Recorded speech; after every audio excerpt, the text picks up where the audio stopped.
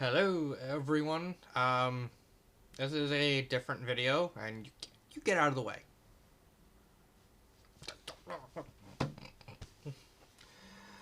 Uh, you're seeing the words on a screen, and somewhat hesitantly, I was goaded into reading these words. To put in some context, I was asked to write a chapter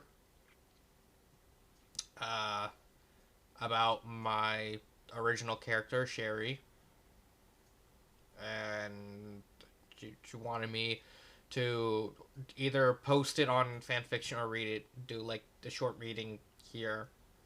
I don't really have anything more to say because I'm just very uncomfortable doing this.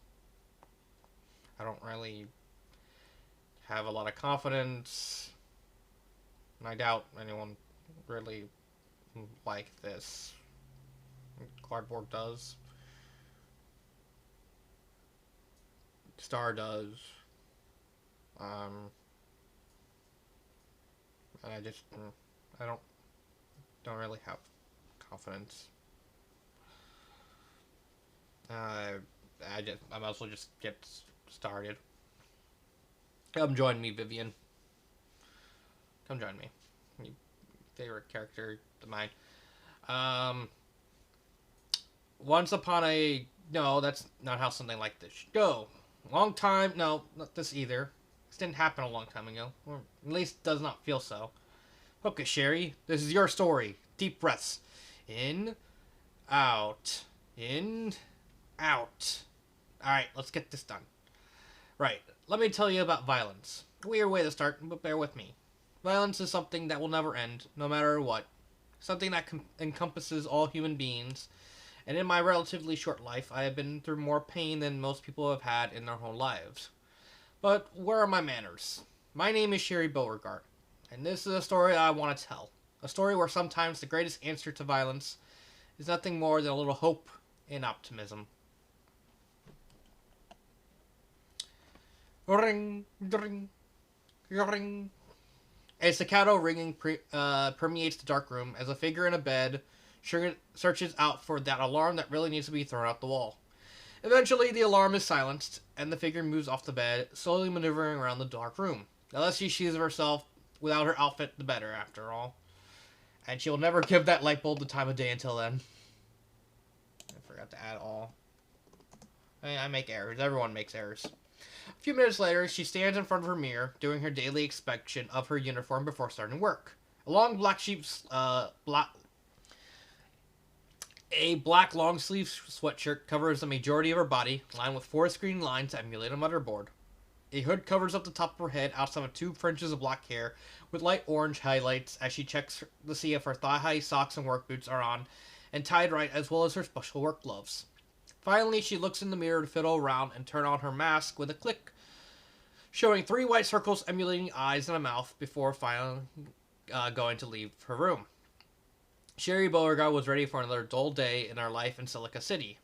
It's not like it's all bad. Silica City is a technological hub in this wide world, and services as a tech repair woman like her is needed. Though it's not like she gets many customers in the first place, but with people either getting scared because of her eccentricities, or if that fails, her watch or intimidating them into leaving the town altogether, making sure she does not keep any customers for repeat jobs. She hates that she can't have repeat business, and if not for her mother, she would be out on the streets or going back to her home in Lostgrave. Under no circumstances will she ever go back there before she can confront her. Entering the main work sales area, she silently turns on the radio and gets started with her job. I don't know why it says R instead of A. I don't know. I fix that. The main work area is nothing more than a small table built into the corner of the sales room behind the counter, allowing customers the chance to watch her work and be able to communicate more clearly. She sits down and reaches for her tools when her radio finally auto-syncs onto a broadcast. Good morning, Silica City. Tasha Ruman's here with some big news happening on Synthwave Radio. We just got confirmation on the big news that's been the talk of the town for the past few months. One Derek Lutz has finally opened his new professional game company, TazCorp, as he hopes to turn speedrunning and esports into a global phenomenon on par with sports like basketball and soccer, with his new technology and ruthless business practices. Ha! Proudly overcompensating for supposedly being so bad at video games, he couldn't even complete level 1 dash 1 in Super Mario. Yeah. Tasha, you still got the burns of the best of them. Anyway, Lux, as he likes to be called, said the following. We here at TazCorp hope to introduce the public to a new way to enjoy and appreciate games, as well as earning gamers more respect in the world at large. Too long gamers have been slandered and disrespected, especially by certain publications who will not be named. They know who they are. They might as well not bother, as our first sign of business is to look into the future to improve gameplay for the players and improve their abilities to react, make them better than they once were, and to set a new precedent in the world of esports and, more importantly, speedrunning. Also, I've already cracked a team of lawyers ready to issue libel and slander lawsuits ready in case they would try to use antiquated language in their pursuit for content and monetary gain from, what's the word? Yes, rage bait.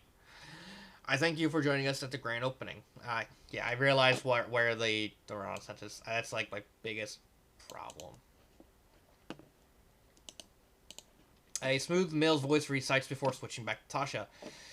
Yeah, that's this is just one big run-on sentence. I didn't even realize it. I'm used to typing everything in like one or two sentences through Discord and stuff like that. Sources say he already has a team of technology experts and scientists hard at work getting gear ready to sell products to the public in a few months. Let me get rid of this. To the public in a few months, while he has a team of hiring coaches scouring the world over for the cream of the crop to join what's soon to be a new type of business and hoarding. We are at Synthwave Radio. We'll keep you up to date on the goings on. This is Tasha Ruman signing off before turning it over to our DJ for the next few hours. And remember, always retain hope, for it is our greatest quality in our darkest times. The radio auto clicked off before searching for another broadcast. As Sherry's mask switched from the 3 circles into a question mark. Looks like she may have some new business after all. Now, how she will keep them coming back is another question, let alone keeping them long enough to clue them in on what's going on in the shadows, where no one dares to look out of ignorance or fear. A shadow that will eventually swallow everyone in the town of Lost Grave if she can help it. She just has to retain hope that she'll meet someone who will help her, because, like the lady on the radio said, sometimes hope is all it takes. So that is the chapter. You're wondering why Vivian's here. I just wanted my own little hope to hold on while I read this. I know it's bad. I'm bad at everything. I guess I should just end it.